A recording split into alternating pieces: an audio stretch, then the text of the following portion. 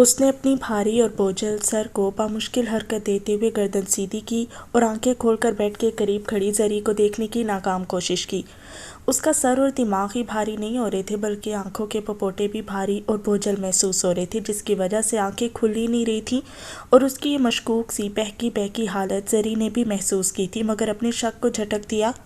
مدھیا، کیا بات ہے، تمہاری طبیعت تو ٹھیک ہے نا؟ زری نے جھک کر اس کی پیشانی پہ ہاتھ رکھا تھا اور زری کے ٹھنڈے ہاتھ کا لمس یکدم اس کے جسم میں کپ کپی دوڑا گیا۔ اس نے فوراً آنکھیں کھول دی، لیکن پھر بھی بوجھل ذہن کو ٹھکانے پہ لانے کے لیے اسے چند منٹ لگے تھے۔ Are you all right Madhya? اس نے دہرا کے پوچھا، ساتھ ہی کھوجتی ہوئی گہری نظر اس پہ مرکوز کر دی تھی۔ یس، آئی ایم فائن۔ مدھیا نے اپنا توازن برقرار رکھنے کی کوشش کی اور کمبل ہٹا کر پاؤں بستر سے نیچے اتار لیے تھے۔ رات کو وہ ڈرائنگ روم میں ہی ہوش و حواس سے بیگانہ ہو گئی تھی، ہر سرد و گرم سے بے نیاز ہو کر، لیکن اس کے قریب کھڑی فائزہ بیگم اس کی ماں تھیں۔ انہوں نے 9 ماہ اسے سرد و گرم سے بچایا تھا، محفوظ رکھا تھا، پھر اب اسے کیسے اس کے حال پہ چھوڑ کے پیچھے ہٹ جاتی؟ وہ رہ نہیں سکی اور جیسے تیسے بامشکل اسے سہارا دے کر بیڈ روم میں چھوڑ گئی تھی، یہاں تک کہ اس کی جیکٹ اور جاگرز بھی انہوں نے ہی اتار کر رکھے اور کمبل میں وہی اڑا کر گئی تھی۔ تم سناؤ، تم کیسی ہو؟ مدھیا نے شدید قسم کی انگڑائی روکتے ہوئے اپنے گھگریالے بالوں کو دونوں ہاتھوں سے سمیٹ کر پیچھے کیا۔ اب وہ زری کے سامنے کھڑے ہونے کا سوچ رہی تھی کہ کیسے اپنا توازن قائم رکھے، کیونکہ اس کو اپنے لڑکھڑانے کا اندیشہ پہلے سے ہی تھا۔ میں ٹھیک ہوں، لیکن تم ٹھیک نہیں لگ رہی۔ زری کا لہجہ شکی تھا۔ او یار، فکر نہ کرو، میں ٹھیک ہوں، بس آج ذرا لیٹ سوئی تھی، شاید 2-3 گھنٹے ہوئے مجھے سوئے ہوئے، اس لیے اچانک نیند ٹوٹنے پہ ذہن ٹھکانے پہ نہیں آ رہا۔ تم بیٹھو، میں آتی ہوں۔ مدھیا ننگے پیر ہی اٹھ کھڑی ہوئی اور لڑکھڑانے کے ڈر سے تیز تیز قدم اٹھاتی واش روم میں بند ہو گئی۔ وہ جلد از جلد چہرے پہ پانی کے چھینٹے مار کر دانت برش کرنا چاہتی تھی تاکہ اس کے منہ سے شراب کی بو نہ آئے، جو یقیناً زری کو ناگوار گزرتی۔ اس نے 2 سے 3 بار برش کیا اور پھر ماؤتھ واش سے پورا منہ حلق تک واش کر ڈالا۔ جب منہ سے خوشبودار سانس خارج ہوئی تب اسے اطمینان ہوا تھا اور وہ چہرہ دھو کر واش روم سے باہر نکل آئی، جہاں اپنے ذہن اپنی سوچ سے الجھتی زری اس کی منتظر بیٹھی تھی۔ زری جس چیز کے متعلق سوچ رہی تھی اس چیز کے متعلق کچھ بھی کہنا نہیں چاہتی تھی، اور کہنے نہ کہنے کی کشمکش ہی اسے الجھا رہی تھی۔ کیا سوچ رہی ہو؟ مدھیا تولیے سے چہرہ پونچھ کر ڈریسنگ ٹیبل کے سامنے آ کھڑی ہوئی اور آئینے میں نظر آتے زری کے عکس کو دیکھتے ہوئے ہیئر برش اٹھا کر بال سلجھانے لگی، جو اتنے گھنے اور گھنگریالے تھے کہ بامشکل ہی سلجھتے تھے۔ سوچ رہی ہوں کہ آج کل تم کہاں بزی ہوتی ہو، زری نے اچانک کہہ دیا تھا۔ مدھیا کے ہاتھ لمحے بھر کو رکے اور پھر سے رواں ہو گئے۔ جہاں پہلے ہوتی تھی۔ جواب کوڑا تھا۔ پہلے تو تم مجھ سے بھی کانٹیکٹ رکھتی تھی، گھر پہ بھی آنا جانا تھا، اب تو تم نے اتنے دنوں سے سب کچھ ہی چھوڑ دیا ہے، نہ اپنی خیر خبر نہ ہماری۔ انداز کھوجتا ہوا لیکن لہجہ شکوے سے پر تھا۔ بس میرے فرینڈز برائن اینڈ شیٹے کا کل برتھ ڈے تھا، بہت دنوں سے اس برتھ ڈے پارٹی کی ارینجمنٹ میں لگے ہوئے تھے، اس لیے فرصت نہیں ملی۔ وہ اپنے بالوں کو سختی سے بینڈ میں جکڑتے ہوئے بیڈ کے سامنے رکھے صوفے پہ دھنس کر بیٹھ گئی۔ انداز بے حد لاپرواہ تھا، جو زری کو ہرگز اچھا نہیں لگ رہا تھا۔ پاکستان کب جا رہے ہیں آپ لوگ؟ اب کی بار اس نے سیدھا سیدھا سوال کیا، اور اس کے سوال پہ مدھیا کے بوجھل تاثرات یکدم سرد و سپاٹ ہو کر سختی میں ڈھل گئے۔ وہ زری سے جس بات کی توقع کر رہی تھی اس نے وہی کی تھی۔ اس کی سوچ سچ ثابت ہوئی۔ میں پاکستان نہیں جا رہی، جواب 2 ٹوک تھا۔ کیوں؟ سوال بھی مختصر آیا۔ جس نے تمہیں پاکستان جانے کا بتایا اس نے میرے نہ جانے کا بھی بتایا ہوگا، اس لیے یہ کیوں اور کیا کے سوال کرنا بیکار ہے۔ مدھیا بہت بے لچک لگ رہی تھی۔ لیکن مدھیا، اس طرح بات کو ٹال کر تم اس بات کو دبا نہیں سکتی، تمہیں کچھ تو بتانا ہی ہوگا۔ زری کافی سیریس ہو چکی تھی۔ کیا بتانا ہوگا؟ اس نے سوالیہ نظروں سے دیکھا۔ اس کی نظریں سوالیہ تاثر کے علاوہ ہر تاثر ہر اثر سے آ رہی تھیں۔ پاکستان نہ جانے کی وجہ؟ آخر کیا وجہ ہے کہ تم پاکستان نہیں جانا چاہتی؟ ایک کے بعد ایک سوال تھا۔ کوئی وجہ نہیں ہے، اس نے نفی میں گردن ہلائی۔ ایسا کیسے ہو سکتا ہے؟ ہر چیز کے پیچھے کوئی نہ کوئی وجہ ضرور ہوتی ہے، اور میں تم سے وہ وجہ جاننا چاہتی ہوں۔ زری نے اپنی فرینڈ شپ کے بلبوتے پہ زور دیا تھا۔ ہر چیز کے پیچھے آپ لوگوں کا وہم بھی تو ہو سکتا ہے۔ مدھیا کا انداز ابھی بھی عجیب سا نان سیریس تھا۔ ایک بندے کو وہم ہو سکتا ہے لیکن سب کو تو نہیں۔ زری اپنی بات پہ قائم تھی۔ طرز فکر ایک ہی ہو تو سب کو وہم بھی ایک ہی ہوگا۔ مدیحہ کا جواب بھی درست تھا، لیکن اس کی بات کو ماننے والے بہت کم تھے۔ اکثر سبھی اس کی بات سے اختلاف ہی کرتے نظر آتے تھے، سو زری کو ابھی بھی اس کی بات سے اختلاف ہی ہوا۔ سب کا طرز فکر ایک نہیں ہے، بلکہ تمہاری سوچ سب کے لیے ایک سی ہوگی ہے۔ تم سب کو ایک ہی نظر سے دیکھنے لگی ہو۔ تمہاری نظر میں شیٹے اور زرین ملک میں کوئی فرق نہیں ہے؟ تم دونوں کو ایک ہی ترازو میں تولتی ہو؟ زری نے اپنے مخصوص دھیمے پن سے ہٹ کے بہت تیزی سے جواب دیا، جس پہ مدیحہ لمحے بھر کے لیے خاموش ہو گئی۔ زری، میں تمہاری عزت کرتی ہوں۔ اس کا لہجہ مضبوط تھا اور دو ٹوک بھی۔ صرف عزت؟ اور کیا چاہتی ہو؟ عزت سے بڑھ کر بھی کچھ ہے؟ ہاں ہے، محبت، مان، رشتہ، بھروسہ، یقین، سب کچھ۔ مجھے سب کچھ چاہیے مدیحہ، تاکہ تم میرے سامنے اپنا آپ چھپاؤ مت، بلکہ عیاں کر دو۔ میں تمہارے اور اپنے درمیان ایسے رشتے کا مان چاہتی ہوں کہ تم مجھے اپنی بہن سمجھ کے سب کچھ کہہ دو۔ مدیحہ چپ چاپ گہری نظروں سے زری کی اپنائیت دیکھ رہی تھی، اس کا خلوص جانچ رہی تھی کہ اچانک سائڈ ٹیبل پہ رکھا اس کا موبائل گنگنا اٹھا۔ زری نے چونک کر مدیحہ کے موبائل کی سم دیکھا تھا، جو اس کے قریب ہی رکھا ہوا تھا اور جس کی سکرین پہ جگمگاتی تصویر نے ایک پل میں اس کی پوری ہستی بدل ڈالی تھی۔ اس کی دھڑکنیں بھاگم بھاگ چل نکلی تھی۔ اسے بھول گیا تھا کہ اس کے سامنے کون بیٹھا ہے، وہ کیا بات کر رہی تھی اور وہ کہاں موجود تھی۔ کس کا فون ہے؟ مدیحہ نے زری سے استفسار کیا، لیکن زری کا دھیان کہیں اور تھا، وہ جواب نہ دے سکی، لہٰذا مدیحہ نے اٹھ کر خود ہی کال اٹینڈ کر لی۔ ہیلو بھائی۔ اس کے انداز میں محبت، اپنائیت اور احترام تھا، قدر تھی۔ زری اسے دیکھتی رہ گئی۔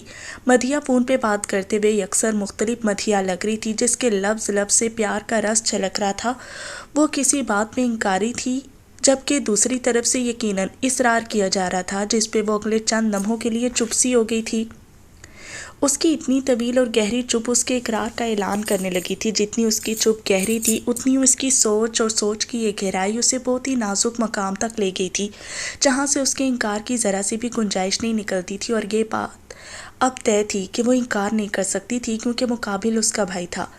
بے شک لوگوں کی نظر میں اس کا اور دلاور شاہ کا رشتہ منہ بولے بہن بھائی کا تھا، لیکن اس رشتے کی قدر وہ سگے رشتوں سے بھی زیادہ کرتے تھے۔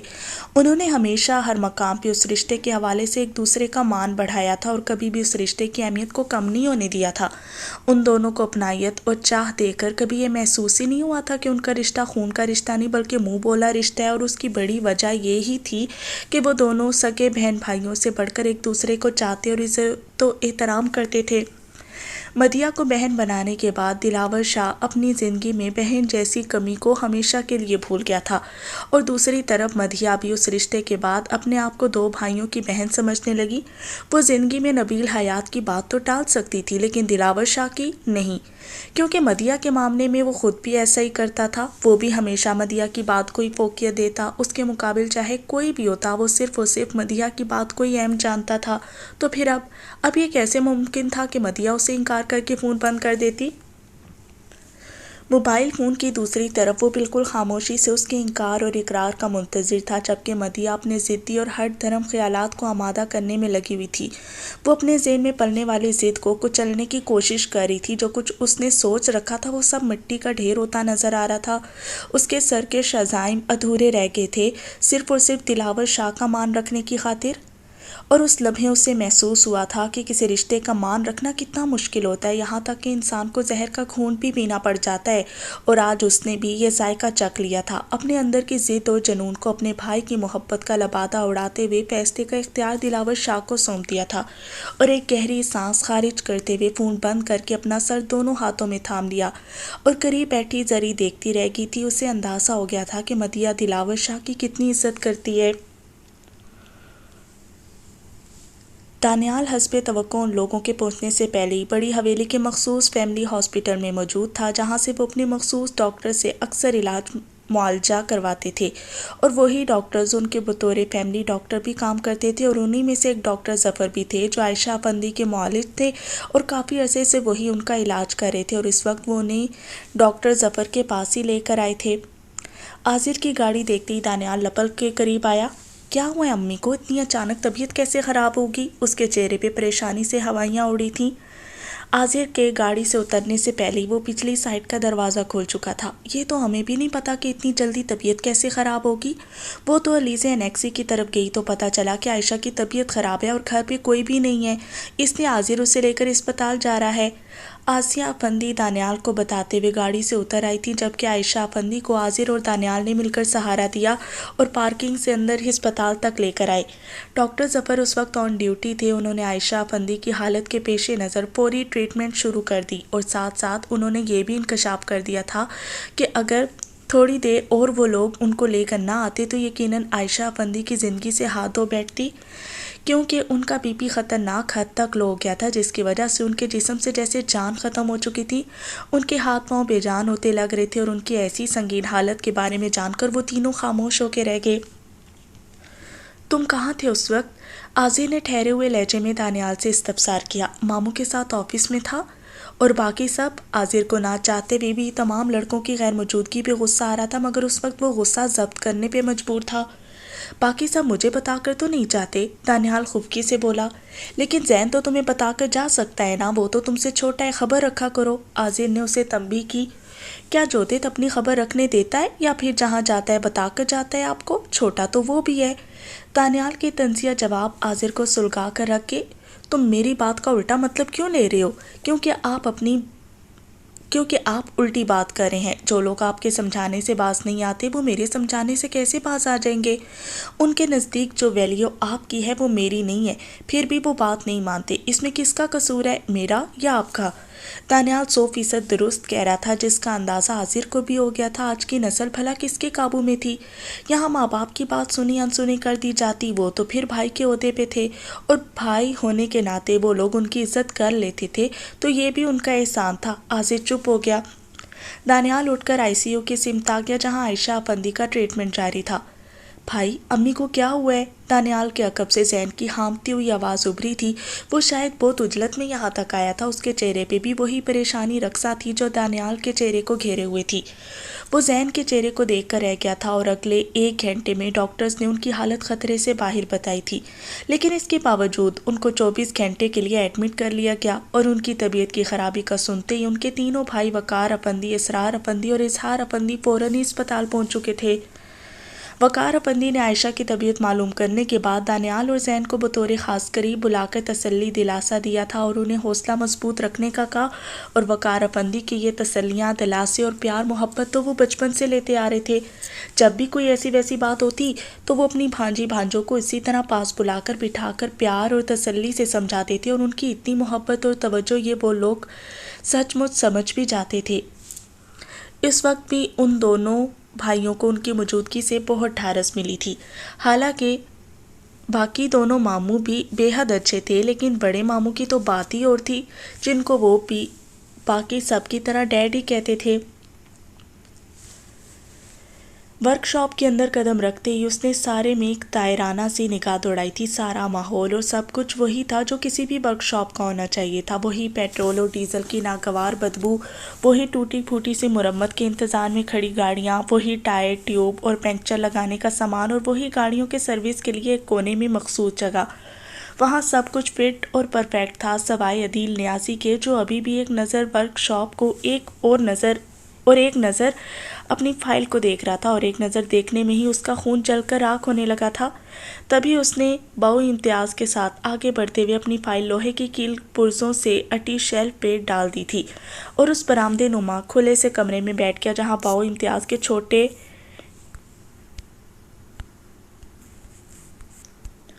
मुलाजिम ने कुर्सी डालकर दी थी। ये छोटा है इस वर्कशॉप का सबसे अहम और करामत पुर्जा। बाई इम्तियाज़ ने छोटे के कंधे पे हाथ रखते हुए मुस्कुराकर उसका तारुफ करवाया। इसके बगैर ये वर्कशॉप बेरंग है। यहाँ अगर रौनक है तो इसी से है। अदील ने उनके लफ्ज़ बेरंग और रौनक पे हैरत से एक बार फिर वर्कशॉप के अहाते में नज़र दौड़ाई कि बाई इम्तियाज़ ने किस चीज़ को रंग और रौनक का नाम दिया है। वहाँ ऐसी कौन सी चीज़ थी जिस पे उस वक्त रंग था और वो छोटे के बगैर बेरंग हो जाती थी? उसे तो चारों ही तरफ टूटी फूटी गाड़ियों और पुराने टायरों के अलावा कुछ भी नज़र नहीं आया था। बाऊ अदील, किसी के दम से जो रौनक और रंग होते हैं ना, वो इंसान के दिल में होते हैं, माहौल में नहीं। तुम्हारे दिल में रौनक होगी तो तुम्हें यह काट का बाढ़ से अटा वर्कशॉप भी जन्नत से कम नहीं लगेगा। अदील के जहन में उठती तमस्खराना सी हैरत बाई इम्तियाज़ ने एक पल में नोट की और उसका जवाब भी दे मारा था, जिस पे अदील मज़ीद हैरत से दो चार हुआ था और शर्मिंदा भी। نہیں ایسی کوئی بات نہیں ہے، میں تو یہ دیکھ رہا تھا کہ آپ نے چھوٹے کا تعارف کروایا بھی تو کیسا، آپ اسے ایک اہم اور کارآمد پرزے سے تشبیہ دے رہے ہیں۔ عدیل کو اپنی بے ربط اور کھوئی کھوئی سی کیفیت سے نکل کر اپنے اعصاب ٹھکانے پہ لانے پڑے تھے۔ جب یہاں آ ہی گیا تھا تو یہاں کے ماحول کو قریب سے جاننا اور سمجھنا بھی ضروری تھا۔ جب ہی اپنے انداز و اعتبار کو سنبھال دیا، پرزا اس لیے کہا کہ آج کل ہم ایک مشینی زندگی جی رہے ہیں۔ ہمارا انسانوں کے بغیر تو گزارا ہو جاتا ہے، لیکن مشینوں اور ان کے پرزوں کے بغیر نہیں ہوتا۔ اور یہ چھوٹا تو ماشاءاللہ ایک ایسا پرزا ہے جو کسی بھی وقت کہیں بھی فٹ ہو جاتا ہے۔ تم اگر گاڑی کے نیچے لیٹ کر اسے ٹھیک نہیں کر سکتے تو یہی پرزا جو گاڑی کے نیچے گھس کر تمہاری مشکل حل کر دے گا۔ بغیر گاڑی کو جیک لگائے بھی یہ گاڑی کے نیچے جا سکتا ہے۔ انہوں نے فخریہ انداز میں چھوٹے کی خوبیاں بیان کی تھی اور عدیل بے ساختہ اس سے متاثر ہونے والے انداز میں مسکرایا۔ کیا اس کے علاوہ کوئی اور پرزے بھی ہیں یا نہیں؟ اس نے جان بوجھ کر پرزے پہ زور دیا تھا اور بوائے امتیاز اس کی شرارت پہ مسکرا دیے۔ ارے کیوں نہیں ہے، پرزے ہوں گے تو ورک شاپ چلے گا نا۔ اوئے جیدی، سلو ادھر آؤ، اپنے انچارج سے ملو، کل ہی دریافت ہوا ہے۔ انہوں نے ایک بلند اور تیز آواز سے کچھ دور گاڑی ٹھیک کرتے دو لڑکوں کو قریب بلایا تھا۔ جی استاد ابھی آئے۔ وہ فوراً ہاتھوں میں پکڑے اوزار ایک طرف ڈالتے ہوئے ان کا حکم بجا لائے تھے اور ہاتھوں اور کپڑوں کو جھاڑتے ہوئے قریب آگے۔ السلام علیکم۔ انہوں نے نئے چہرے کو کافی احترام سے سلام کیا۔ والسلام۔ عدیل نے اٹھ کر دونوں سے ہاتھ ملایا۔ یہ جیدیہ اور یہ سلو ہے۔ سلو کو تم اگر پورے نام سے پکارنا چاہو تو سلیمان خان بھی کہہ سکتے ہو، کیونکہ سلو کی دادی کو بہت شوق ہے کہ لوگ اسے سلیمان خان کہہ کے پکاریں۔ دراصل اس کی دادی اپنی جوانی سے سلیمان خان کی بہت بڑی فین ہے۔ یوں سمجھ لو دونوں ہانی یعنی ہم عمر ہی ہوں گے۔ یہ تو اس کی دادی نے شادی کر لی اور بوڑھی نظر آنے لگی، ورنہ وہ بھی سلیمان خان کی طرح بڑھاپے میں بھی جوان رہتی۔ آخر بیچلر لائف بھی کوئی چیز ہوتی ہے۔ بوائے امتیاز کی دلچسپ وضاحت اور سلو کے تعارف پہ باقی سب کی طرح وہ بھی ہنس دیا تھا۔ وہاں موجود جیدی، سلو اور چھوٹا بے تحاشا ہنس رہے تھے اور عدیل سب کے بے فکر چہرے دیکھ کر رہ گیا۔ بے شک وہ سب بھی کسی نہ کسی مجبوری اور ضرورت کے تحت ہی یہاں کام کر رہے تھے، لیکن پھر بھی چہروں سے آزاد اور بے فکر لگ رہے تھے، شاید اس لیے کہ ان کے کندھوں پہ ویسے بوجھ نہیں تھی جیسے عدیل نیازی کے کندھوں پہ تھے، جن کی وجہ سے اس کے کندھے ہی نہیں بلکہ سر بھی ہمہ وقت جھکا رہتا تھا۔ وہ کھل کے ہنس نہیں سکتا تھا، وہ کھل کے بول نہیں سکتا تھا، کیونکہ اس کے احساسات آزاد نہیں تھے، وہ سوچ کی مضبوط مٹھی میں جکڑے تھے۔ اس کے اعصاب پہ اس کے حالات کا پیرا تھا جن سے ہٹ کے وہ کچھ کر ہی نہیں سکتا تھا، اپنی کیفیت کا اظہار بھی نہیں۔ جودت، وہ ڈریسنگ ٹیبل کے سامنے کھڑا پرفیوم سپرے کر رہا تھا جب کومل دروازہ کھول کر اندر داخل ہوئی۔ جودت اس کی آواز پہ فوراً اس کی سمت پلٹا۔ جی آپا، کیا آپ فری ہو اس وقت؟ کومل نے اس کی تیاری دیکھتے ہوئے فوراً ہی بھانپ لیا کہ وہ کہیں جانے کے چکر میں ہے۔ آپ کے لیے فراغت نکالتے کون سا دیر لگتی ہے، بس حکم کرو آپ۔ وہ پرفیوم کی شیشی پہ کیپ چڑھا کر واپس ڈریسنگ ٹیبل پہ رکھتے ہوئے انتہائی سعادت مندی سے بولا، وہ انوشے کو اسپتال چھوڑنا تھا؟ ہیں؟ یہ انوشے نے اسپتال کب سے جوائن کر لیا؟ وہ کافی غیر سنجیدہ لگ رہا تھا۔ جودت، کومل نے سرزنش کرنے والے انداز میں کہا۔ جی جانے دو جودت، وہ ایک ادا سے بولا اور کومل خفکی سے گھورنے لگی۔ حالانکہ میں جانتا ہوں آپ میری نہیں کسی اور کی جان بننا چاہتی ہیں، اینی وے ہماری جان کوئی اور بن جائے گی، وہ ذو معنی لہجے میں کہتا عین کومل کے سامنے آ کھڑا ہوا تھا اور اس کی بات پہ کومل کی نظر جھکی، مبادا کچھ آیا نہ ہو جائے۔ فکر نہ کریں، میں آپ کے راز افشا نہیں کروں گا۔ ویسے جہاں آپ نے ہاتھ مارا ہے نا، وہاں آپ کو کچھ بھی نہیں ملنے والا۔ جہاں لوگوں کے دل دھک دھک کرتے ہیں وہاں ان کا دل کام کام اور صرف کام ہی کرتا رہتا ہے۔ جودت نے کومل کو چھیڑتے ہوئے آنکھوں میں کئی اشارے کر ڈالے تھے۔ وہ بڑے دنوں بعد نظر آئی تھی، اسی لیے اسے زج کرنے پہ تلا ہوا تھا، بلکہ وہ ایسا اکثر ہی کرتا تھا، اس کا مذاق اڑاتا تھا۔ فضول مت بولا کرو، چلو نیچے، انوشے انتظار کر رہی ہے۔ کومل اس کی باتوں کو نظر انداز کر گئی۔ آپ کی محبت کا ذکر اگر فضول ہے تو ٹھیک ہے، نہیں کرتے۔ وہ الٹی سیدھی ہانکتا کومل کے پیچھے ہی بیڈ روم سے نکل آیا۔ کہاں جا رہے ہو؟ سیڑھیاں اترتے ہوئے احمد نے پوچھا۔ کومل آپا جہاں لے جائیں، وہ کندھے اچکا کر شرارت سے بولا اور کومل نے آگے چلتے ہوئے یکدم پیچھے مڑ کر دیکھتے ہوئے اسے گھورا اور اتنے میں وہ بری طرح کسی سے ٹکرا گئی تھی۔ آذر اچانک ہی ڈرائنگ روم کے داخلی دروازے سے باہر آیا اور اندر داخل ہوتی کومل کو نہیں دیکھ سکا۔ ٹکراؤ خاصا شدید تھا۔ جودت اپنی بوکھلاہٹ اور ہنسی چھپانے کے لیے رخ موڑ گیا، جبکہ چکراتے دماغ کو سنبھالتی کومل آذر کو دیکھ کر مزید چکرا گئی تھی۔ احمد کے سامنے ایسا تصادم گھبراہٹ اور خفت کا باعث تھا، اور خفت تو اسے آذر اور جودت سے بھی ہو رہی تھی۔ Are you all right? Azar نے ذرا ٹھہر کے اس سے تصدیق چاہی کیونکہ کومل اپنی پیشانی سے ہلا رہی تھی اور دوسرا ہاتھ اپنی ناک پہ رکھا ہوا تھا۔ پیشانی سے بھی زیادہ چوٹ اس کی ناک پہ لگی تھی۔ جی میں ٹھیک ہوں، اس نے فوراً سنبھلتے ہوئے کہا اور اتنی سخت چوٹ پہ آنکھوں میں آ جانے والے پانی کو جلدی سے ہاتھ کی پشت سے رگڑ کر پونچھ دیا۔ آئی ایم سوری، میں دیکھ نہیں پایا۔ آزر نے معذرت کی، حالانکہ غلطی کومل کی تھی جو آگے بڑھتے ہوئے پیچھے کی طرف جودت کو دیکھ رہی تھی۔ اٹس اوکے، کومل بمشکل کہہ پائی۔ اسے اس وقت 3 لوگوں کی نظروں کا مرکز بنتے ہوئے کوفت اور بیزاری ہونے لگی تھی، اسی لیے وہ مزید وہاں رکے بغیر اندر چلی گئی اور آزر سیڑھیوں کی طرف بڑھ گیا تھا، لیکن کچھ خیال آ جانے پہ اگلے ہی پل ٹھہر بھی گیا۔ کیا پوچھ سکتا ہوں آپ جناب کہاں جا رہے ہیں؟ اس نے احمد اور جودت کو بیک وقت مخاطب کیا۔ میں تو اس وقت جم جا رہا ہوں، البتہ جودت کا کیا ارادہ ہے کچھ کہہ نہیں سکتا۔ احمد نے کندھے اچکائے۔ جی آپ بتا سکتے ہیں کہ آپ کہاں جا رہے ہیں؟ آزر کا لہجہ تنزیہ ہو چکا تھا۔ میں انوشے کو اسپتال ڈراپ کرنے جا رہا ہوں، وہ پھپھو سے ملنا چاہتی ہے، جودت نے شرافت سے جواب دیا۔ کوئی ضرورت نہیں ہے جانے کی، پھپھو گھر آ چکی ہیں، آزر کہہ کر سیڑھیاں چڑھ گیا اور احمد کوریڈور کی سمت مڑ گیا، جبکہ جودت وہیں سیڑھیوں کے پاس کھڑا رہ گیا، لیکن پھر کچھ یاد آنے پہ ایک قدم ڈرائنگ روم کی سمت بڑھا دیے۔ لیکن جو کچھ وہ دل میں ٹھان کے اندر داخل ہوا تھا وہ سب اسے فوری ہی ملتوی کرنا پڑ گیا، کیونکہ وہاں ایک آدمی پورا ٹولہ موجود تھا، حرمت، مدحت، کومل، جویریہ اور انوشے کو دیکھ کر اسے آزر کی بات یاد آ گئی۔ پھپھو گھر آ چکی ہیں، شاید دانیال انہیں سیدھا انیکسی میں ہی لے گیا ہے۔ جودت کی اطلاع پہ وہاں یکدم ہلچل مچ گئی اور سب سے پہلے صوفے سے چھلانگ لگا کر اٹھنے والی انوشے تھی۔ جلدی اور عجلت میں وہ اپنی چپل کے بجائے جویریہ کی چپل پاؤں میں پھنساتی وہاں سے بھاگ نکلی تھی۔ اپنی ماں کی آمد کی خبر سنتے ہی وہ سب کچھ بھول بھال گئی اور جودت میں ہی کھڑا دیکھتا رہ گیا۔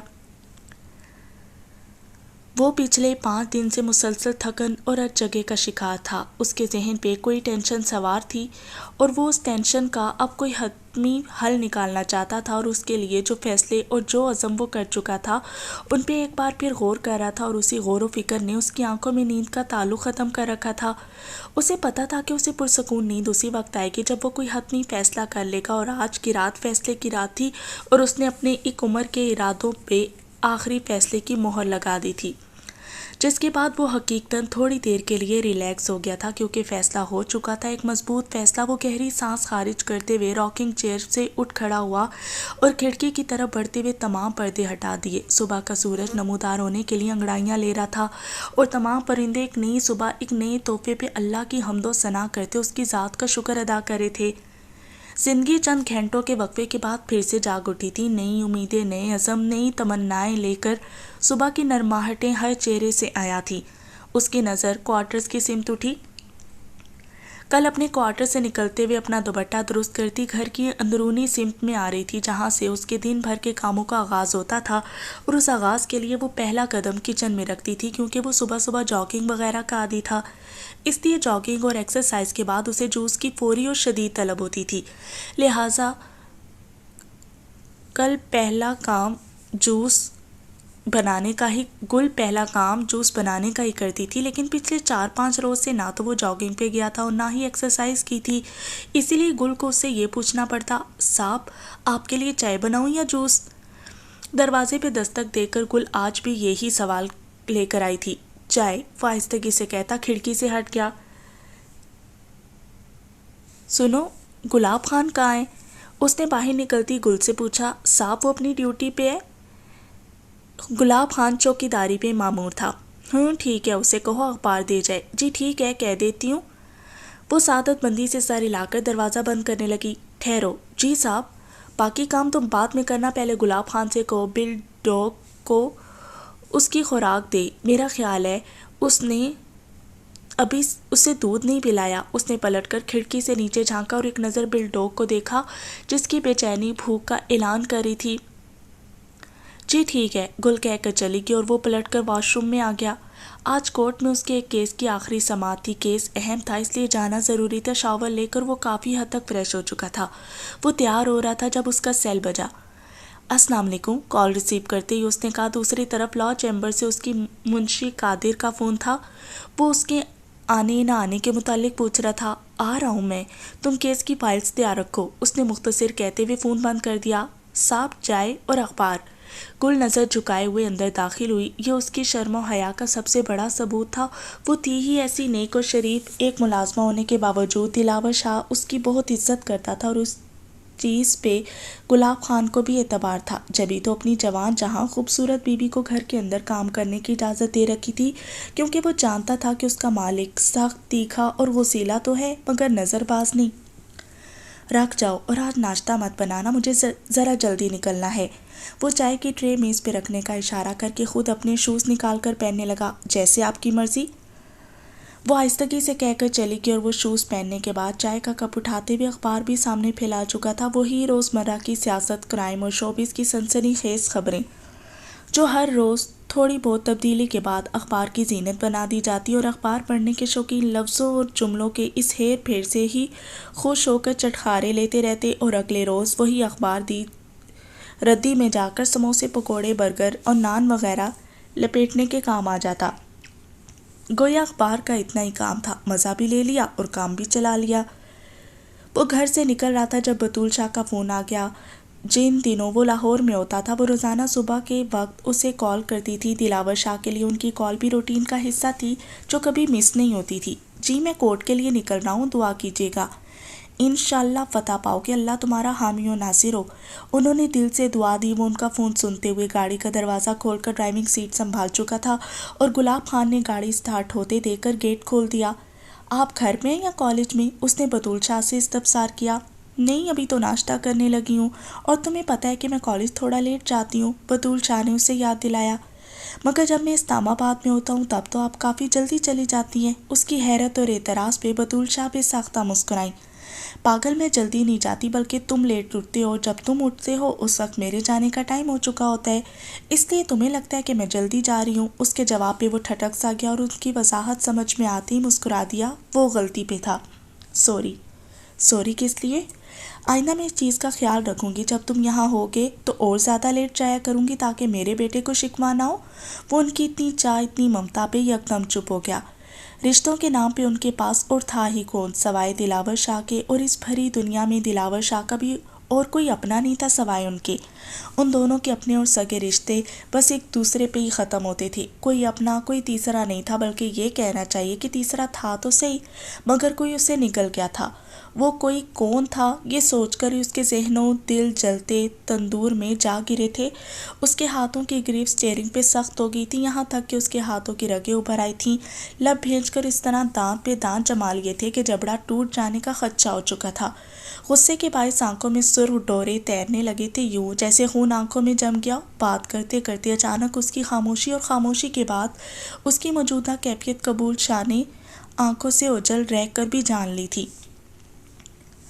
وہ کسی اہم کیس کے لیے جا رہا تھا، اس لیے وہ اسے ہوا دے کر مزید شعلہ نہیں بنانا چاہتی تھی۔ جب ہی زبان پہ آیا ذکر بھی واپس پلٹ دیا تھا، اور ساتھ ہی اسے ریلیکس کرنے کے لیے کسی اور کا ذکر چھیڑ دیا جس کا ذکر ماں کے بعد آتا تھا، یعنی ماں اور پھر بہن، پہلے بطول شاہ پھر مدیحہ حیات۔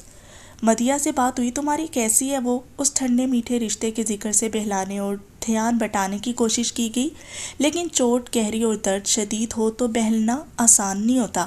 دلاور شاہ کا زخم تازہ نہیں تھا، مگر جب جب کھرنڈ اترتا تھا، بازی زخم تازہ زخم کو بھی مات دے جاتا تھا۔ ٹیسیں ناقابل برداشت ہو جاتی اور ایسے عالم میں وہ اکثر پاگل ہو جاتا تھا، اور اپنے اس پاگل پن کے ہاتھوں شاید وہ دوسروں کو بھی پاگل کر ڈالتا، اپنے جنون کی بھینٹ چڑھا دیتا۔ اگر اسے سنبھالنے والی بطول شاہ نہ ہوتی، وہ اس کی سب حالتوں اور سب کیفیتوں سے واقف تھی، اسی لیے چاہے مشکل سے ہی صحیح مگر اسے ہینڈل ضرور کر لیتی۔ میں تم سے کچھ پوچھ رہی ہوں شاہ۔ موڈ لاڈ پیار کا ہوتا تو وہ اسے شاہ پکارتی تھی۔ کیا کہا آپ نے؟ مدیحہ کا پوچھ رہی ہوں۔ اوہ ہاں، پاکستان آ رہے ہیں وہ لوگ۔ ہیں؟ کب؟ تم نے پہلے تو نہیں بتایا۔ بطول شاہ کو سن کر خوشی ہوئی تھی، کیونکہ ایک نبیلی کی تو فیملی تھی جن کے ساتھ وہ خوش ہوتا تھا اور جن کے ذکر پہ اس کے چہرے پہ حقیقی خوشی دیکھنے کو ملتی۔ ان کا پروگرام کبھی بن رہا تھا، کبھی کینسل ہو رہا تھا، اس لیے نہیں بتایا۔ کب آ رہے ہیں کنفرم تو نہیں ہے، لیکن نبیل کی کوشش ہے کہ اس منتھ کے لاسٹ فرائیڈے تک آ جائے۔ کون کون آ رہا ہے؟ نبیل، مدیحہ اور فائزہ آنٹی۔ اور بھائی صاحب؟ ان کا سوال دلاور شاہ کو بھی خاموش کر گیا، اور اس کی خاموشی سے وہ ممکنہ جواب اخذ کر چکی تھیں۔ کہاں ہوتے ہیں آج کل؟ انہی کے متعلق دوسرا سوال۔ کینیڈا۔ کیا انہیں پتہ ہے کہ نبیل لوگ پاکستان شفٹ کر رہے ہیں؟ آئی ڈونٹ نو، میں نے پوچھا ہی نہیں۔ چلو اللہ انہیں خیریت سے لے کر آئے، وہ صدقے دل سے بولی آمین۔ ٹھیک ہے اماں، میں فون بند کرتا ہوں، میں اس وقت چیمبر پہنچ چکا ہوں۔ اس نے گاڑی پارک کرتے ہوئے بطول شاہ سے الوداعیہ کلمات کہے اور فون بند کر کے ہینڈ فری ڈیش بورڈ پہ ڈال دی۔ فائزہ بیگم دروازے پہ دستک دے کر اندر چلی آئی تھی۔ ان کی نظروں کا مرکز زری تھی۔ زری بیٹی آئی ہے؟ انداز میں شوق اور پیار تھا اور لہجے میں بلا کی نرمی تھی، وہی نرمی جس سے مدیحہ کو چڑ اور کوفت ہوتی تھی، بلکہ اب تو غصہ بھی آ جاتا۔ السلام علیکم آنٹی، آپ اٹھ گئیں؟ میں نے آپ کا پتہ کیا تھا، آپ سو رہی تھیں۔ مقابل ہستی کے انداز و اعتبار کی نرمیاں بھی کچھ کم نہیں تھی، وہ بھی آخر زرین ملک تھی، جس کو اس کے گھر والے موم کی گڑیا اور مٹی کا مادھو بھی کہتے تھے۔ ہر ایک کے لیے اچھی، ہر ایک کے لیے پیاری، سب کے لیے اپنے دل میں نرمی اور چاہ کا جذبہ رکھتی۔ کوئی کچھ بھی کہہ دیتا برا نہیں مناتی تھی، اور گر مناتی تھی تو ظاہر نہیں کرتی تھی۔ ہمہ وقت سکون اور ٹھہراؤ کا لبادہ اوڑھے نہ جانے کیسے جی لیتی۔ مدیحہ سوچتی تو وحشت سے بدک جاتی تھی کہ سب کچھ دل میں رکھ کے نہیں جیا جا سکتا، اور یہ کام مشکل ہی نہیں ناممکن بھی تھا۔ کسی اور کے لیے نہیں، صرف مدیحہ حیات کے لیے، جو اپنی باتیں، اپنے فیصلے، اپنے ارادے ببانگ دہل کہہ دیتی، جس نے چپ رہ کے اور بات دل میں رکھ کر جینا نہیں سیکھا تھا، جو ہر بات ٹنکے کی چوٹ پہ کہہ دیتی۔ بات منہ پہ کہہ دینا اس کی عادت تھی، اور ایسا کرتے ہوئے وہ سامنے والے کا نہ کوئی ڈر رکھتی تھی نہ لحاظ۔ دوسرے لفظوں میں اس چیز کو بے مروتی بھی کہا جا سکتا تھا، اور اس بات کا تو وہ خود بھی اعتراف کرتی تھی کہ سوری، میں مروت نہیں نبھا سکتی، اور یہ اعتراف کرتے ہوئے وہ خاصی لاپرواہ اور بے نیاز ہوتی تھی۔ لیکن اس کے برعکس زرین ملک ایسا بھی نہیں کر سکتی تھی۔ وہ شفاف، خاموش اور سبک ندی کی مانند لڑکی مدیحہ جیسی ضدی، ہر درم اور جنگجو لڑکی کا مقابلہ نہیں کر سکتی تھی۔ دونوں تصویر کے دو رخ تھے، اور دونوں کو اپنے علاوہ دوسرا رخ پسند نہیں تھا، لیکن اس کے باوجود دونوں ایک دوسرے سے بے حد قریب تھیں۔ مزاج کے تضادات کے باوجود دونوں کی فرینڈ شپ قائم و دائم تھی۔ لیکن ایک بات بڑی عجیب تھی، دونوں ہی ایک دوسرے کے دل کے حال سے انجان و ناواقف تھیں۔ البتہ یہ بات اور تھی کہ مدیحہ کے تو دل کا کوئی حال سرے سے تھا ہی نہیں، وہ دل اور دل کے حال سے فی الحال دور تھی، اور جو حال زری کے دل کا تھا وہ اس نے مدیحہ سے دانستہ چھپا رکھا تھا، صرف اس ڈر سے کہ اپنی عادت اور فطرت سے مجبور مدیحہ کبھی بھی اس کا راز نہیں رکھ سکے گی، بلکہ کسی نیوز کی طرح خبر نشر کرتی پھرے گی، اور زری فی الحال اپنے آپ کو نشر کروانے کا کوئی ارادہ نہیں رکھتی تھی۔ جب بھی مدیحہ کی نگاہ سے بچ کے رہتی، اسے محسوس نہیں ہونے دیتی کہ میرے دل کی دھڑکنیں صرف دھڑکنیں نہیں رہی، بلکہ کسی کے نام کا راگ بھی الاپنے لگی ہیں۔ جہاں اس کے نام کی ڈور چھوٹتی ہے، وہیں پہ ایک دھڑکن بھی چھوٹ جاتی ہے۔ مجھے نبیل نے بتایا کہ زری آئی ہے، خود تو کہیں باہر چلا گیا، میں نے سوچا ناشتہ بعد میں بناتی ہوں، پہلے تم سے ملا ہوں۔ تم بتاؤ کہاں تھی اتنے دنوں سے؟ میں انتظار ہی کرتی رہی کہ تم آؤ گی عبداللہ کے ساتھ، لیکن وہ کئی بار آیا کئی بار گیا، مگر اکیلا۔ انہوں نے افسوس اور محبت سے شکوہ کیا۔ بس میرے فائنل ایگزامز ہو رہے تھے، اس لیے بزی تھی۔ زری ان کی محبت بھرے شکوے پہ مسکرائی، اور مسکرائی تو مدیحہ بھی تھی، مگر تمسخرانہ جیسے کہہ رہی ہو، واہ ارے مروت، کسی کی یاد چاہے آئے چاہے نہ آئے، لیکن جب وہ ملے تو مروتاً کہہ دو جناب میں آپ کو ہی یاد کر رہا تھا، بڑی لمبی عمر ہے آپ کی، سامنے والا بے ساختہ خوش ہو جائے گا۔ یعنی مروت نبھ گئی ٹھیک ٹھاک طریقے سے۔ یہی حال اس وقت بھی تھا زری اور فائزہ بیگم کے بیچ۔ مدیحہ مسکراتی نہ تو اور کیا کرتی۔ نگارش کہاں ہے؟ تم اسے بھی ساتھ لے آتی۔ بھابھی کی طبیعت تھوڑی خراب تھی، وہ ریسٹ کرنا چاہتی تھی، اس لیے نہیں آئی۔ کیوں، خیریت کیا ہوا اسے؟ وہ متفکر ہوئی۔ ہاں، وہ سردی کی وجہ سے ان کی کمر میں درد ہو جاتا ہے، پہلے بھی کئی بار ہو چکا ہے، لیکن وہ کوڈامول لے کر کچھ دیر لیٹ جائیں تو ٹھیک بھی جلدی ہو جاتی ہیں۔ لیکن بیٹا تمہیں میرا کہنا برا تو لگے گا، مگر میں پھر بھی کہہ رہی ہوں کہ تمہیں اس کے پاس رہنا چاہیے تھا۔ ان کی دبی دبی سی سرزنش پہ زری مسکرا کر اس بات میں سر ہلانے لگی۔ بے شک آپ ٹھیک کہہ رہی ہیں، لیکن آنٹی مجھے یہاں بھابھی نے خود بھیجا ہے، حالانکہ میں نے آنے سے انکار بھی کیا تھا، لیکن وہ کہہ رہی تھی کہ میں اتنے دنوں سے مدیحہ سے اور آپ سے نہیں ملی، اس لیے میرا جانا ضروری ہے، کیونکہ چند ہی دنوں میں آپ یہ ملک چھوڑ کے پاکستان جا رہی ہیں، بعد میں پتہ نہیں کب ملاقات ہو، اس لیے آج کے دن سے فائدہ اٹھا لیا جائے۔ اس نے کہتے ہوئے گردن ترچھی کر کے مدیحہ کو دیکھا، جو پاکستان کے ذکر پہ پہلو بدل کے رہ گئی تھی، اور اس کی اس حرکت پہ فائزہ بیگم نے بھی ایک نظر اسے دیکھا۔ پھر اس کا انکار اور رات والی حرکت یاد آ گئی، اور پھر ان سے مزید اس کے بیڈ روم میں ٹھہرنا مشکل ہو گیا تھا۔ وہ نہ جانے زری سے کیا کہہ کر فوراً ہی واپس آ گئیں۔ اب کیا سوچ رہی ہو؟ مدیہ کو لب بھینچے خاموش بیٹھے دیکھ کر زری قریب آ گئی، جبکہ مدیہ ایک جھٹکے سے اٹھی اور اپنی وارڈروب تک چلی گئی۔ وارڈروب کا چوتھے نمبر والا پٹ کھول کے بلیک لیدر کا بیوٹی باکس نکال کر 3 ہندسوں کا پاس ورڈ ڈائل کیا اور ایک کلک کے ساتھ بیوٹی باکس کا لاک اوپن ہو گیا۔ اس نے اپنے کالج یونیورسٹی کے ڈاکومنٹس، بینک کے کاغذات اور کریڈٹ کارڈز کے ساتھ ساتھ اپنا پاسپورٹ بھی اسی میں سنبھال رکھا تھا۔ کوئی بھی ایمرجنسی پڑنے کی صورت میں وہ اپنا یہ بیوٹی باکس اٹھا کر کہیں بھی کبھی بھی لے جا سکتی تھی۔ باقی لوگوں کی طرح اپنے ضروری کاغذات اور اشیاء ڈھونڈنے کی کوفت نہیں اٹھانا پڑتی۔ اس نے بیوٹی باکس کی اندرونی پاکٹ کی زپ کھول کر اپنا پاسپورٹ نکالا اور خود پہ بڑا ضبط کرتی ہوئی پلٹ کر زری تک آئی۔ یہ لو، نبیل بھائی کو دے دینا۔ اس نے جیسے اپنے پر کاٹ کے زری کے ہاتھوں میں تھما دیے۔ زری اس کا پاسپورٹ دے کر اندر سے خوش ہوئی کہ چلو ان لوگوں کا تو مسئلہ حل ہوا نا، لیکن مدیہ کا انداز اور اس کے تاثرات دیکھ کر اسے برا بھی لگا تھا۔ تم تو ایسے دے رہی ہو جیسے احسان عظیم کر رہی ہو۔ ہاں، احسان عظیم ہی ہے، اگر یہ لوگ مجبور نہ کرتے تو میں احسان بھی کبھی نہ کرتی۔ وہ تلخی اور سختی کا رنگ لیے ہوئے تھی۔ ان لوگوں نے تمہیں کب مجبور کیا؟ تم تو زری کچھ کہتے کہتے رکی۔ ہاں، میں دلاور بھائی کے کہنے پہ مجبور ہوئی ہوں، لیکن تم یہ بتاؤ ان کو یہ بات کہنے کے لیے کس نے کہا، کس نے مجبور کیا؟ صرف اور صرف میرے گھر والوں نے؟ ان کو کوئی الہام تو نہیں ہوا تھا نا؟ بس خوش قسمتی ہے ان کی کہ بیچ میں دلاور بھائی آ گئے، لیکن زری یہ مجھے کبھی سدھار نہیں سکتے۔ میں پاکستان تو چلی جاؤں گی، لیکن یہ لوگ پچھتائیں گے، مجھے وہاں لے جا کر بھی پچھتائیں گے۔ مدیہ ہی رہے گی، چاہے پاکستان میں رہے چاہے انگلستان میں۔ وہ اپنے غصے اور نفرت کا اظہار کرتے ہوئے پھنکاری تھی اور زری حقیقتاً اس کے ارادوں سے خائف ہو گئی تھی۔ مدیہ پلیز، یہ کیا پاگل پن ہے؟ کیوں بے وقوف بن رہی ہو؟ یہ تو وقت آنے پہ پتہ چلے گا کہ کون پاگل ہے، میں یا پھر یہ لوگ۔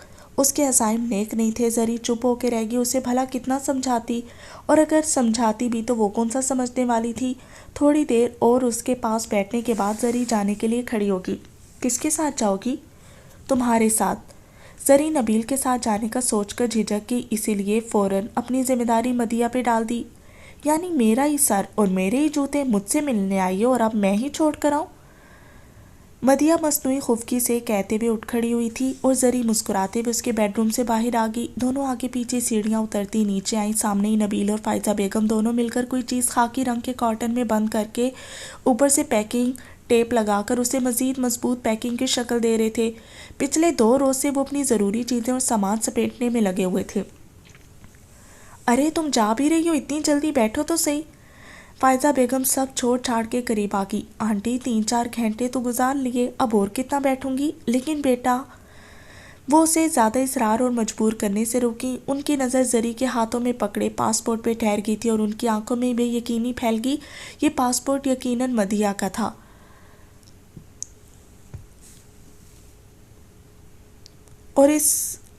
لیکن اس نے نہیں دیا، اور آج حیرت کا مقام تھا وہ مان گئی۔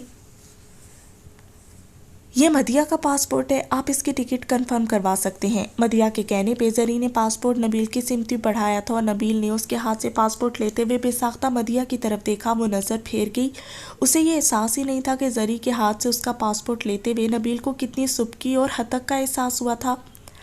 گویا اسے اپنی بہن پہ ہی اختیار نہیں تھا۔ وہ دوسروں سے سفارشیں کرواتا پھرا تھا اور وہ سب کی بات ماننے کو تیار تھی سوائے ان کی۔ فائزہ بیگم اور نبیل چپ کے چپ رہ گئے۔ نبیل کو پتا تھا کہ اس نے کس کے کہنے پہ پاسپورٹ دیا ہے۔ چلو زری، مجھے دیر ہو رہی ہے، میں نے اپنے فرینڈ سے بھی ملنے جانا ہے۔ مدیہ اسے متوجہ کرتی خود بیرونی دروازے کی سمت بڑھ گئی۔ مجبوراً زری کو ان دونوں ماں بیٹا سے نظر چرا کر اجازت لینا پڑی اور اس کے پیچھے باہر نکل آئی۔ مدیہ اپنی جینس سے گاڑی کی چابی نکال کر لاک کھول رہی تھی۔ زری خاموشی سے آ کر گاڑی میں بیٹھ گئی۔ وہ کالج سے واپسی پہ سب سے پہلے شاور لیتی تھی اور پھر لنچ کرتی تھی۔ جتنی دیر میں وہ شاور لیتی اتنی دیر میں اس کی خاص ملازمہ جو اس کا کھانا نکال کر گرم کرتی اور تازہ روٹی پکا کر دیتی۔ البتہ یہ اور بات تھی کہ روٹی وہ بہت کم کھاتی تھی۔ اس کی زیادہ دلچسپی چائنیز اور رائس وغیرہ میں ہوتی تھی۔ ویجیٹیبل بھی شوق سے کھاتی تھی اور اس کی پسند کے کھانے پکانے کے لیے اس کی ملازمہ رجو مخصوص تھی۔ صبح سے لے کر شام تک علیزے کا کوئی بھی کام ہوتا وہ رجو نے ہی نپٹانا ہوتا تھا۔ صبح سویرے فریش جوس سے لے کر رات سونے سے پہلے دودھ کا گلاس دینے کی ذمہ داری بھی رجو کی تھی۔ علیزے اپنی ملازمہ کو بھی سوار کے رکھتی، اس کے کپڑے، جوتے اور دیگر اشیاء اسے خود منگوا کر دیتی۔ وہ اپنی ملازمہ کو گندے مندے حلیے میں برداشت نہیں کر سکتی تھی، لہٰذا باقی تمام ملازمین میں سب سے زیادہ فریش اور تازہ دم رہنے والی ملازمہ صرف رجو ہی تھی۔ بڑی حویلی میں مبارک خان کے بعد قابل ذکر اور اہم مقام رجو کا ہی تھا، شاید اس لیے کہ مبارک خان وقار افندی کا خاص ملازم تھا اور رجو علیزے افندی کی خاص ملازمہ کہلاتی تھی۔ دونوں باپ بیٹی کے ٹھاٹ ہی نرالے تھے، کافی شاہانہ طرز زندگی تھا، باقی سب سے ہٹ کے۔ وہ شاور لے کر آئی تو لنچ تیار تھا، 5-10 منٹ میں ہی وہ لنچ سے فارغ ہو کر اپنے بیڈ روم میں سونے کے لیے آ گئی۔ اسے سوئے ہوئے نہ جانے کتنی دیر گزری تھی کہ اچانک کسی نے زوردار دستک دے ڈالی۔ وہ ہڑبڑا کے اٹھی اور ننگے پاؤں لپک کر دروازے تک آئی اور دروازہ کھول دیا۔ اون؟ اس نے اپنے اعصاب کنٹرول کرتے ہوئے آنکھیں پوری طرح سے کھول کر حیرت سے اون کو دیکھا۔ دماغ کے ساتھ ساتھ نیند کی وجہ سے آنکھیں بھی بوجھل ہو رہی تھی۔ اسے اس وقت اون کی موجودگی کی توقع ہرگز نہیں تھی۔ علیزے آپی، وہ ڈیڈ آپ کو بلا رہے ہیں، باہر لان میں بیٹھے ہیں۔ مجھے بلا رہے ہیں؟ اس وقت؟ خیریت؟ کیوں اس وقت نہیں بلا سکتے؟ اون کو حیرت ہوئی اور اس کی حیرت بھی علیزے تھوڑا سا ٹھٹک گئی۔ اس نے گردن موڑ کر اپنے بیڈ کی سامنے والی دیوار کے ساتھ نصب وال کلاک کو دیکھا جہاں اس وقت شام کے 6 بج رہے تھے۔ علیزے اپنا سر تھام کے رہ گئی، یعنی وہ اتنی گہری نیند سوئی تھی کہ اسے دن رات یا پھر صبح شام کا فرق ہی بھول گیا۔ اور دوسرا یہ کہ اس کے بیڈ روم کی دیواریں بھی ساؤنڈ پروف تھی، باہر یا اندر کیا ہو رہا ہے اسے کچھ پتہ نہیں تھا۔ پردے برابر ہوتے تو دن میں بھی رات امٹ آتی۔ لیزے آپی، ہوش میں تو ہیں آپ؟ اون نے اس کا بازو پکڑ کر ہلایا۔ ہاں ٹھیک ہوں، تم چلو میں آتی ہوں۔ وہ اپنے ہاتھ سے بال پیچھے ہٹاتی پلٹ کر واپس آ گئی۔ اون کندھے اچکا کر چلا گیا۔ وہ واش روم سے تولیے سے چہرہ پوچھتی ہوئی باہر نکلی۔ ہاؤ؟ یکدم اسے عقب سے ہاؤ کی آواز ابھری۔ علیزے ڈر کے ایک دم پیچھے ہٹی۔ اف، ہاں ہاں ہاں، آپ ڈر گئیں؟ وہ ہنس رہا تھا بے تحاشا اور علیزے تل ملا کر رہ گئی۔ ادیت، یہ کیا بدتمیزی ہے، واٹ نان سینس۔ وہ اپنا غصہ کنٹرول نہیں کر پا رہی تھی، حالانکہ وہ بلا وجہ غصے کرنے والی اور چیخنے چلانے والی لڑکی نہیں تھی، لیکن اس وقت اسے حقیقتاً غصہ آیا ہوا تھا۔ پہلے ان کے دروازہ دھڑدھڑانے کی حرکت اور اب یہ ادیت، وہ ایک ہی وقت میں 2 بار دہل چکی تھی۔ یہ بدتمیزی نہیں ہے، یہ تو کسی کو ڈرانے کا ایک انداز ہے۔ علیزے آپی، اس نے جیسے اپنی علیز آپی کی کم عقلی پہ افسوس کیا۔ Shut up, just shut up. ایک تو بدتمیزی اور بےہودگی کرتے اور پھر مسخرے بنتے ہو۔ علیزے نے ادیت کو اچھا خاصا جھڑک دیا۔ علیزے، یہ کون سا طریقہ ہے بات کرنے کا؟ آسیہ افندی بیٹی کے تیور دیکھ کر حیران ہوئی۔ مما، آپ نہیں جانتی، یہ دونوں حد سے زیادہ بدتمیز ہو چکے ہیں، آس پاس کچھ بھی نہیں دیکھتے اور مذاق کرنے کھڑے ہو جاتے ہیں۔ علیزے سچ مچ تپ گئی تھی۔ ادیت، کیا کیا ہے تم نے؟ آسیہ افندی ادیت کی سمت پلٹی۔ علیزے کو اپنے دونوں بھائی بہت عزیز تھے، دونوں جڑواں تھے، دونوں کی عمر 14 سال تھی، کافی ذہین اور لائق تھے، لیکن دونوں ہی حد درجہ شرارتی تھے۔ اپنی شرارتوں سے وہ ہمہ وقت کسی نہ کسی کو ستائے رکھتے۔ بڑی حویلی میں بہت سالوں بعد ان کے دم سے رونق جاگی تھی، سبھی ان کی شرارتوں اور چھیڑ خانی کو انجوائے کرتے تھے، لیکن اگر کبھی وہ اوور ہو جاتے تو ہلکی پھلکی ڈانٹ بھی کھا لیتے، اور اکثر اوقات یہ ڈانٹ انہیں علیزے سے ہی کھانے کو ملتی، کیونکہ سب سے زیادہ تنگ وہ اسی کو کرتے تھے اور درگزر بھی کرتی، مگر کبھی کبھی تو پھر یہ بھی ضروری ہو جاتا تھا۔ سوری بولو آپی کو۔ سوری، وہ کہہ کر فوراً کمرے سے باہر نکل گیا اور علیزے اس کی سوری پہ چونک کر سیدھی ہوئی، تب تک وہ جا چکا تھا۔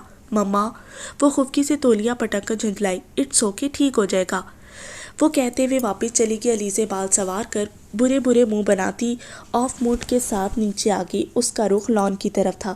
کہاں کے ارادے ہیں؟ باہر لان میں۔ گزرتے گزرتے حرمت نے پوچھ لیا۔ کوئی خاص وجہ؟ پاپا نے بلایا ہے۔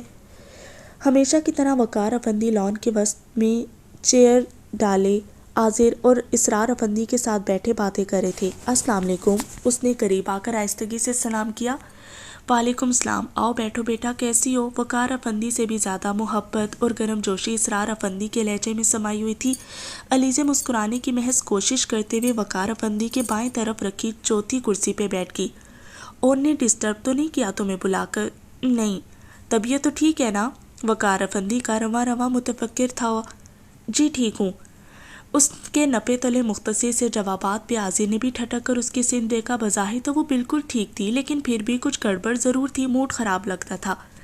اس سے پہلے کہ وقار افندی مزید تشویش کا اظہار کرتے، اچانک مبارک خان وہیں چلا آیا۔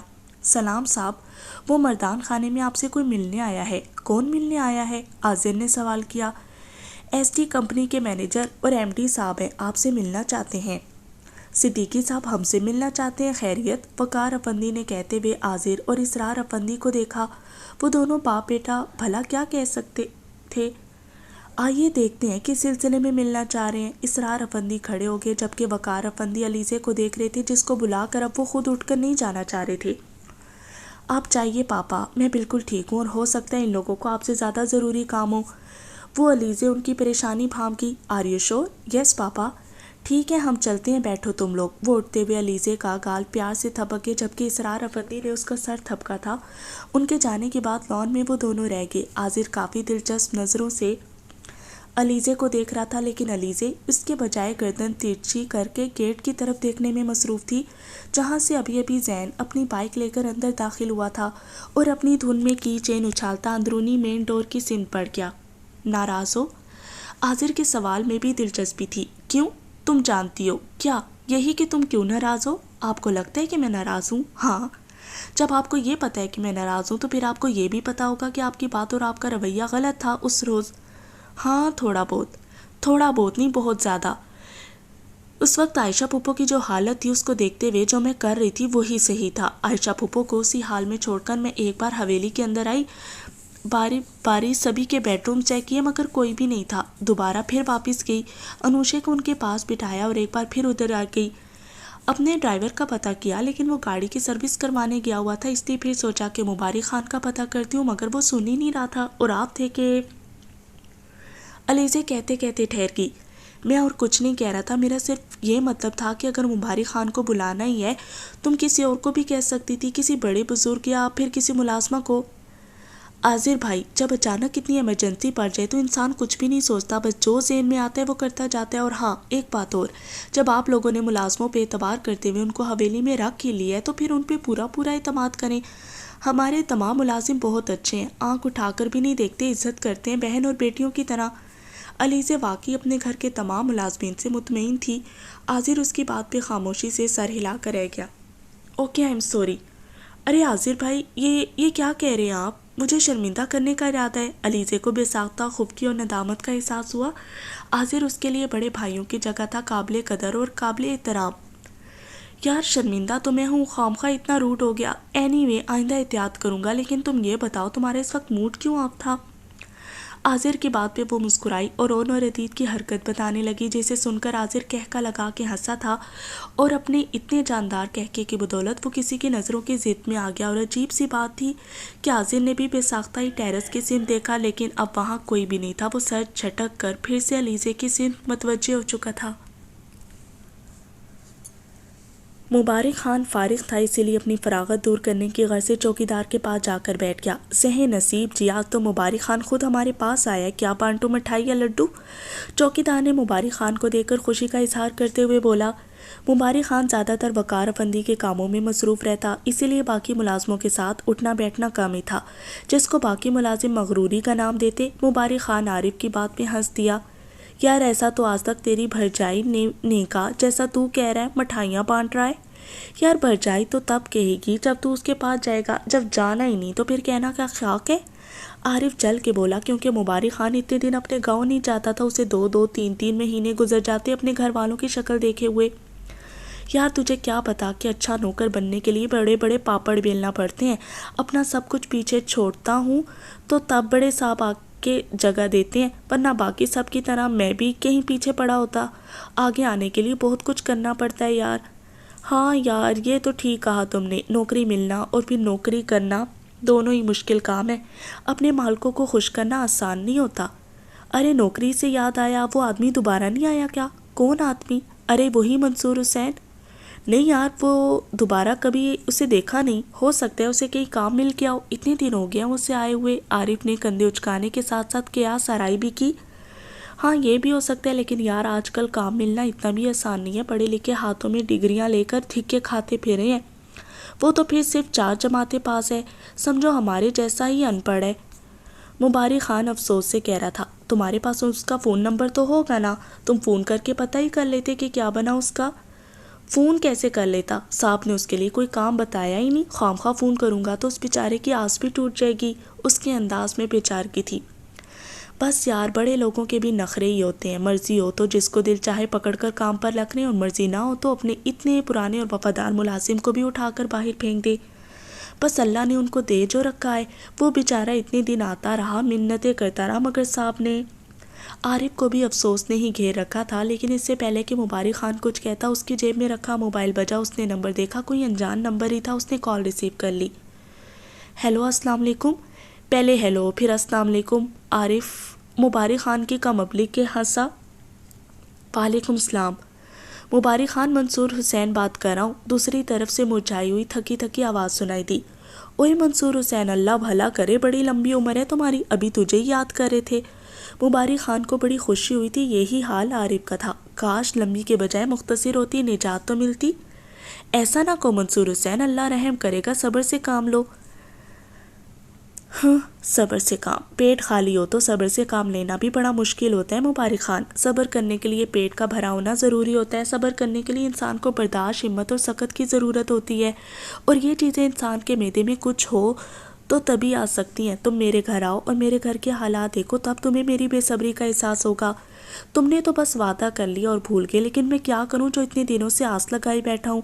اگر تم کچھ نہیں کر سکتے تو مجھے انکار کر دو تاکہ میں کہیں اور جوتیاں گھسا لوں۔